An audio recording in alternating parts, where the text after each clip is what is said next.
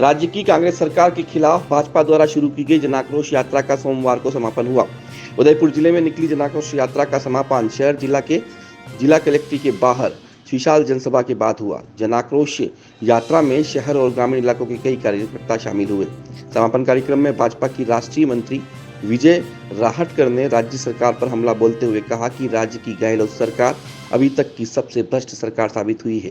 राज्य में अपराध का ग्राफ लगातार बढ़ रहा है और राज्य सरकार आंखें मूंदे बैठी है। उन्होंने कहा कि गहलोत राज में महिलाओं पर भी अत्याचार बढ़े हैं और महिलाएं अपने आप को असुरक्षित महसूस कर रही हैं। शहर विधायक गुलाबचंद कटारिया ने भी गहलोत सरकार की कार्यशैली को लेकर तीखे प्रहार किए। उन्होंने कहा कि राज्य में हो रही परीक्षाओं के लगातार पेपर लीक हो रहे हैं और बिना सरकार की सांठगांठ के इतना बड़ा कारनामा कभी नहीं हो सकता। उन्होंने गहलोत सरकार के मंत्रियों पर भी पेपर लीक मामले में शामिल होने के आरोप लगाए। इस यात्रा के समापन कार्यक्रम में भाजपा के राष्ट्रीय मंत्री और राजस्थान भाजपा की सह प्रभारी विजय राहटकर के अलावा राजस्थान विधानसभा के पूर्व अध्यक्ष शांतिलाल चपलोत, शहर विधायक और नेता प्रतिपक्ष गुलाबचंद कटारिया, ग्रामीण विधायक फूल सिंह मीणा, भाजपा महिला मोर्चा की प्रदेशाध्यक्ष अलका मुंदड़ा, जिला प्रमुख ममता कुंवर, नगर निगम के महापौर GS टांग, पूर्व भाजपा शहर जिलाध्यक्ष दिनेश भट्ट सहित हजारों की संख्या में कार्यकर्ता मौजूद थे।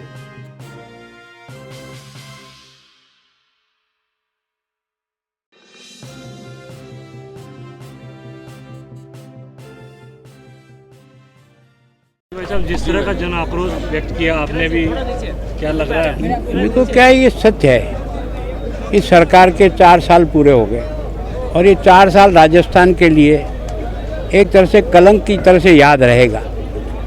राजस्थान ने जिस प्रकार के विकास को अवरुद्ध किया है, केवल और केवल घोषणाओं का अंबार लगाया है। ज़मीन पर कोई बजट का हिस्सा आया नहीं है। मैंने इनको 25 बार कह दिया, आज और कह रहा हूँ कि तुम्हारे बजट से, केंद्र का बजट नहीं, तुम्हारे राजस्थान के बजट से 25 करोड़ की घोषणा चाहे 19-20 में ही की हो पहले बजट में, और वो जनता को सुपुर्द करके उसका लाभ मिल गया, उस योजना का और जगह का नाम बता दो, मैं मान जाऊंगा। इस सरकार ने केवल और केवल जनता को गुमराह करने का प्रयास किया, जनता के साथ एक तरह से बदसलूकी की। और सबसे बड़ा दुख तो ये है कि नाबालिग बच्चों के साथ जिस प्रकार की पोक्सो एक्ट के तहत 6467 मुकदमे दर्ज होते हैं, उसमें से आपने 1350 मुकदमे में FIR लगाई। अगर वास्तव में FIR के लायक है तो उन बेईमानों के खिलाफ या उन परिवारों के खिलाफ करो जिन्होंने गलत पोक्सो एक्ट के तहत रिपोर्ट दर्ज कराई, कम से कम सख्ती कार्रवाई। और दुर्भाग्य ये है कि उस मेवात क्षेत्र में जो इसके लिए मशहूर है, मैं नहीं कहता हूँ किसी भी व्यक्ति को रात को सोया हुआ सवेरे उठते ही बुंगड़ा लगाओगे तो भी कहेगा कि ये एरिया अपराधों का अड्डा बना हुआ। वहाँ 42%, राजस्थान में तो 20% है FIR, लेकिन अकेले भरतपुर में 42% FIR है, अलवर में 38% की FIR है। 2.5 साल की बच्ची के साथ रेप होने के बाद भी अगर अपराध करने वाले को 3-3 साल तक सजा नहीं मिलती तो सरकार चला रहे हो, मजाक कर रहे हो। कम से कम कोई घटना घटी भी गई तो 3 महीने 6 महीने में उसको उल्टा लटकाओ, तब तो उसका कुछ इम्पैक्ट जाएगा, वो भी नहीं जाएगा।